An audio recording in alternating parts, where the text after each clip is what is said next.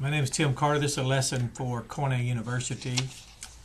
Cornell University is an extension of Landmark Missionary Baptist Church's apologetic and outreach ministry called IamCornell.org. We meet in Jacksonville, Arkansas. And just a word about apologetics.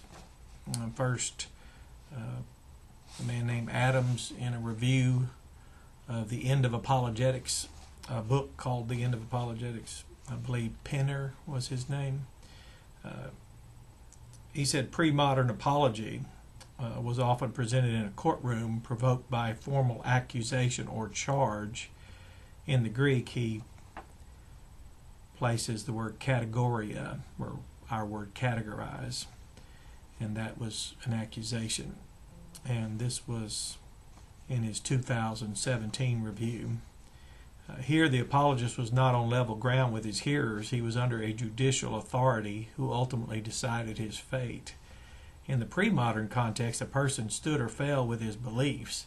The only possible outcome for Socrates was his execution, his recantation, or his successful persuasion of the court. In any event, he has everything to win or lose. However, a modern apologist may walk away from a debate even after losing, more or less unchanged in his person, property, or beliefs. The height of modern apologetics is rational acumen. The height of pre-modern apologetics was martyrdom. And interesting, because my knowledge of a people that were labeled and accused or charged as Baptist, Anabaptist, they were charged, categorized. In the Greek, that word is categorized, where we get our word accused, as in this article. This very scholastic review of this book is a reminder, as late as 2017, that pre-modern apologetics, you could find yourself charged and have to win your way out through your argument. But Anabaptist, people accused and quite brutally treated in pre-modern apologetics. Today, it's you find people, it doesn't cost them anything to pick a side and then switch sides.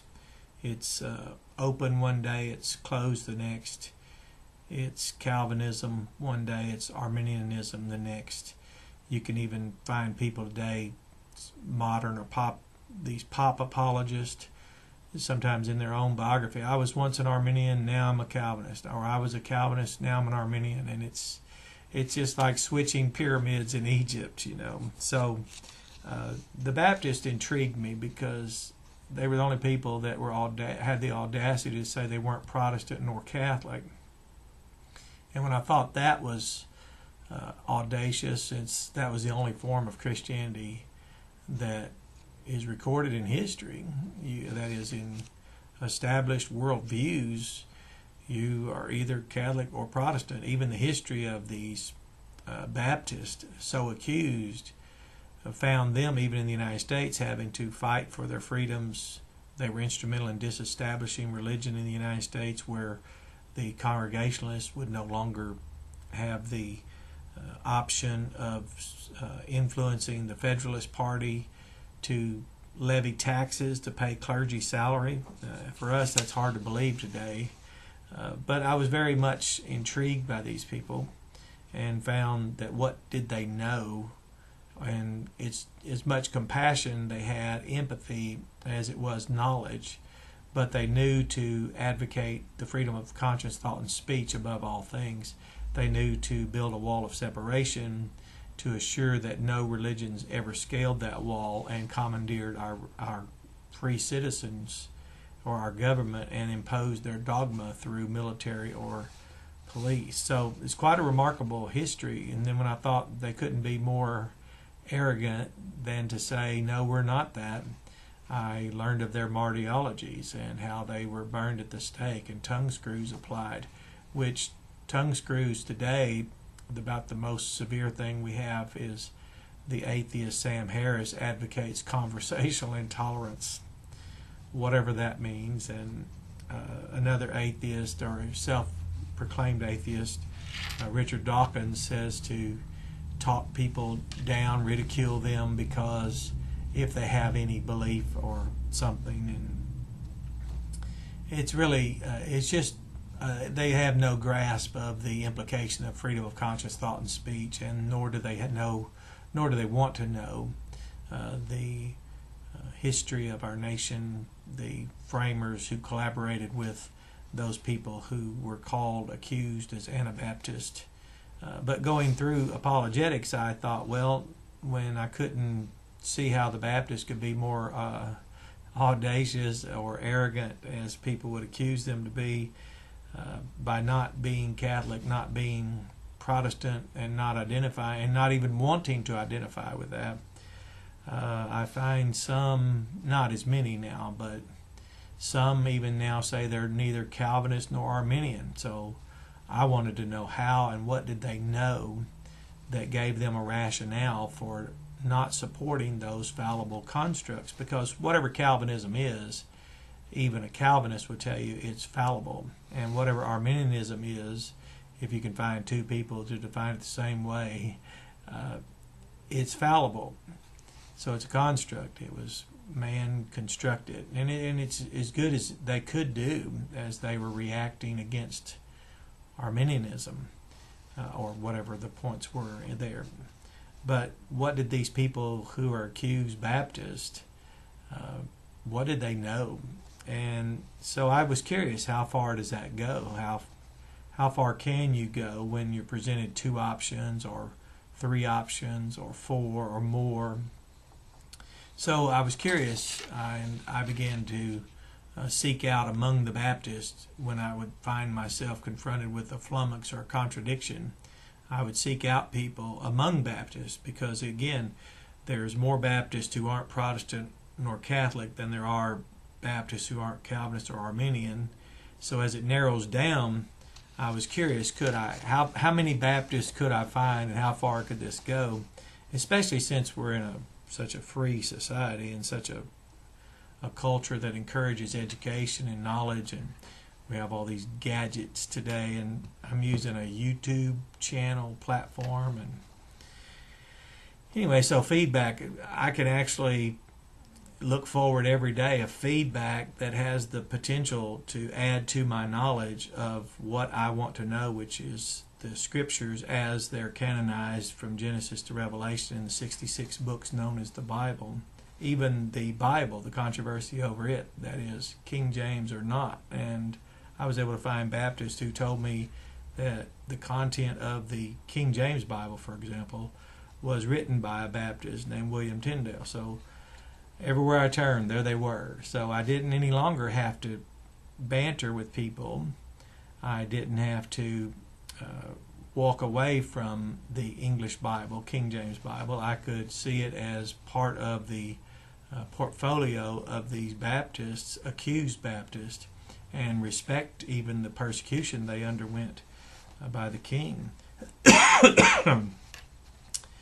Well, to read one more thing, Apologetics today, in the premodern world, for example, when someone wanted to exploit you, for example, in the Bible, I have this quote here in 2 Peter. It says that these people, through covetousness, which is greed, shall they with feigned words make merchandise of you, whose judgment now of a long time lingereth not, and their damnation slumbereth not. That feigned words, it's actually a word in the old language, the Koine text, where we get plastic. It's molded or artificial, and make merchandise of people. Well, interesting is people diminish people, change their attitude toward people, especially when a change in their behavior is not to their interest. For example, and personally to me, because I had done research on my family that walked on the Trail of Tears, and learned that the Baptists, their trail of blood crossed our trail of tears, and they walked with us and led most of us to Christ by the time we arrived at the concentration camps in Oklahoma in the 19th century, and in that concentration camp where my grandmother was born in 1906. So the history's not really that far removed from us, but it's noteworthy that The person here, Lowen, 2007, stated in a book called Lies That My History Teacher Taught Me. It says it's always useful to think badly of people one has exploited or plans to exploit. Modifying one's opinions to bring them into line with one's actions is the most common outcome of the process known as cognitive dissonance. According to social psychologist Leon Festinger, no one likes to think of himself or herself as a bad person. To treat badly another person whom we consider a reasonable human being creates a tension between act and attitude that demands resolution. We cannot erase what we have done, and to alter our future behavior may not be in our interest. To change our attitude is easier, and this was quoted in reference to when Columbus was needing financing and more funding for his venture. He wrote of us, the natives, and was admiring how intelligent we were and how capable we were of a high standard of life and living here in this country, what we now call America, the United States. But it says later, when he wanted to begin to enslave or maltreat us here in this country, that he would then, in his writings and his correspondence, say that they're unintelligent brutes and things like that. It's similar to when people were confiscated or rounded up and then herded along a trail, and so many of us died, thousands died, because as civilized people, from houses, our own lands, our own plantations, our own fields, our crops, our own newspapers, we weren't designed to walk like that. And then later, after other tyrants, so Andrew Jackson ignored the Supreme Court, but again, you just spin it. You just say you objectify those people and dehumanize them. And of course, even though they were educated, well-read, literate people, skilled and very prosperous, even called civilized, Hitler arose later, and he took people, the highest genetic people, highest IQs in the world even today. Among the Jewish race, the numbers of people per thousand with IQs over 140 are more than any other race of people known on the earth today. So he took them also, objectified them. He even used passion plays to remind people that these people killed Jesus and incited a terrible hatred and vitriol toward them. And once he turned people against this race of people, he could then put them in boxcars like animals, transport them, and place them in concentration camps just like Andrew Jackson had done. So people justified it. They justified it. You can go back to Isaiah 53. People we're said to have decided that it's better to say Jesus deserved what he got than for us to be the horrible people who were yelling crucify. It's the way with martyrdom. If you study the rational basis for understanding martyrdom, especially as revealed in the Apocalypse according to Jesus Christ, you'll find that the rationale, well, it's us or them. We have to have someone to blame. We have to have a scapegoat. So when you're dealing in apologetics today, and as I've learned among the Baptists, such an excellent people, that they prefer to reach people in both sides, meaning they still teach some, few now, I don't mean by and large, but there's still few that still have the character to want to call people to come out. And I use metaphor called Egyptianity. I tell people stop trying to pick pyramids and come out from among it. And I was watching a debate recently, and it was a scientist named Hugh Ross, a Christian who has a ministry that is from a scientific view as well as the Bible. Well, he was supposedly debating, and they were very civil. He's very kind, and the person with whom he was debating. And it was watching young and old earth debate between two Christians. And it was agonizing for me. It's like when a Baptist watches people debate about Calvinism or Arminianism, or watching people debate about pre, mid, post, or pre-wrath rapturism. if they could just stop long enough to hear our history, and hear the history of the people who came out from the great, or the tribulation, the great, they would know not only did we survive, but we exited. It's just like the book of Exodus in the Old Testament. There were plagues then. You read the book of Revelation, there's plagues, there's an Exodus, it's us. So as opposing forces collide, we've always fled out from that, whether it be the Judaizers, Pharisee and Sadducee, who tried to get us to pick sides, and Jesus said that was like children in the marketplace. One's piping and wanting people to dance on cue, and children are over here playing a dirge, a sad song like a funeral, wanting the other children to cry. And Jesus said, John's in the wilderness, uninhabited area, and these people are saying he has a demon. Jesus is among the people eating and drinking, and they say he's a wine bibber and a glutton. So there's just no way to win in this perpetual system of Egyptianity, whereby we constantly have to objectify, subsequently diminish, and redefine another person so that it suits our opinion of them, so that the action we've done against them, which is exploitative, does not any longer make us feel bad. And Jesus said, it's because if we're like that, we are they which justify ourselves among men, but God knows our hearts. So somehow what should be a day with all the information we have and with all the freedom from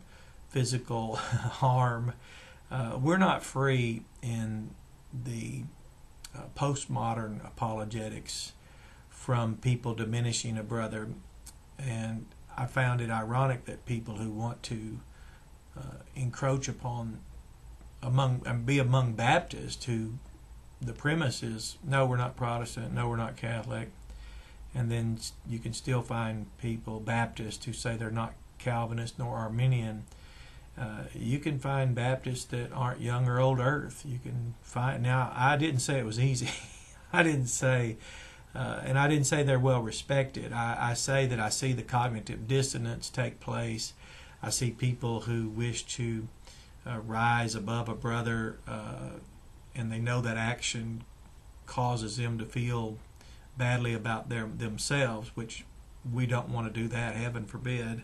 And they don't even know the Bible says not to think more highly of ourselves. So these people think so highly of themselves that when they do something, rather than finding it in their interest to change their behavior, which is called repent, they then resent and then change their attitude towards a brother. And I've often said you'd probably be better off being involved in some scandal, or have your marriage end in divorce, or maybe again change faith, go and be a Protestant or a Catholic, rather than insist on preferring to reach people by calling them to come out, even if it's from mental constructs.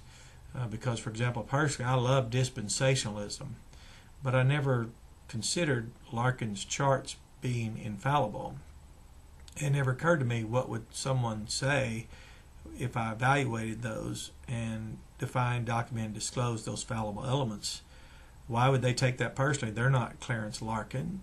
Why would people take personally something when you evaluate a construct? Well, it's because constructionists value the text and prefer context above constructs.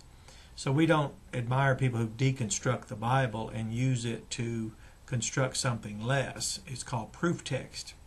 Well, interesting that people now are so attached to their constructs that if you deconstruct those to return the elements back to the Bible, back to their original meanings, back to their context, and follow them according to the grammar in which it was written, and that's in the English Bible as well. There's context there. So, but when you deconstruct someone's fallible construct, they seem to take quite an issue, and they will, as ugly as they are on the inside about it, they will make you that ugly on the outside. So thankfully, our apologetic doesn't begin with a charge category, but where we have to defend ourselves to even keep our lives, for example, like Socrates did. But we still live in a strange, I think as someone would use the word Darwinian, we still see people competing with fallible constructs. I have no idea why, especially among Baptists. It's just Baptists aren't arguing about being, well, there are Baptists, I'm sorry. There are Baptists who say they're Protestants. So I don't know what to say about that. That's more power to them, I guess, or less power to them. And I have noticed that it bothers people when I don't have a problem with them being Protestant. They just seem to have a problem with me not being Protestant, which means that it's causing cognitive dissonance within them, and they have to then belittle, despise, which means to belittle people. Like I want to have knowledge of the Scriptures and support the infallible context and teach the meanings that have always been the meanings of terms, not meanings that have changed over the years and with different languages and translations and whatever. The meanings are always the same. They're eternal. So it must do something, and I'm aware of it now through my education, especially the education I was encouraged to pursue by Baptist. But because of my education, I now know what's taking place. There's a dissonance within, a refusal to repent. There's a willingness to resent and then subsequently change their attitude towards a person. So you can hear horrible things about preachers, and I'm only laughing because I haven't forgotten the world I was delivered out from. And when I hear someone say, "Watch out, he's a pre-tribber," I just almost want to take them to parts of the world and say, "Watch out, he's about to shoot you," so they can find out what real criminals look like. But somehow people vilify people for picking among the fallibles, and that's why I don't have to pick any of them. I just evaluate all of them to document the fallible elements within it, and thereby disciple the student. And even I have found people all the way from young and old earth to open or closed theism to pre, mid, post, or pre-wrath, all of it. I've been able to find people among the Baptists, and they just keep gaining my admiration because it's a category of people that stemmed from an accusation. They were accused Baptists. They were accused as Anabaptizers, and I'm just, I no longer wonder if I can find among them answers that don't require using the Bible to support fallible constructs. And even though people accuse them of being arrogant, audacious, or who do they think they are, I'm thankful that they called me to come out. I'm thankful for the knowledge, and I'm thankful to be a professional, hold fast my profession, professional apologist. And if you have any questions, we have feedback here. We have students who meet, we talk, collaborate, Cornet colleagues, and we really want to know what the text says. We really don't want to just simply say, okay, the best we can do is pick Calvinism, the best we can do is pick pre-trib, the best we can do is pick young earth, the best we can do is... No, that's not really studying. Positing outwardly from the text rather than picking constructs. It's quite but you have to really love this work to be a contextualist and a constructionist and or what I should have said is a textualist, but contextualist sounds better. But to be that, you really have to endure a lot of people's slander and despite, because they really don't know how else to respond. Instead of repenting or minding after and with due diligence when they see someone labor in the Word, it's so much easier. We're all lazy. We can just resort to the flesh and say, I resent that person, and diminish someone because they study. But that's just a word on apologetics and understanding of what you can expect in a postmodern world. And if you see someone trying to mar the image of another person or change the opinion of them, it's usually camouflage for something they're concealing in their life, because I don't know people well enough for them to have enough data to say what they say about me. Apparently just producing and extending the favor that the Baptists did for me, and me doing that for as many people as possible. It was a joy to do that and to watch people be liberated from these flummoxes and contradictions. So you have a blessed day.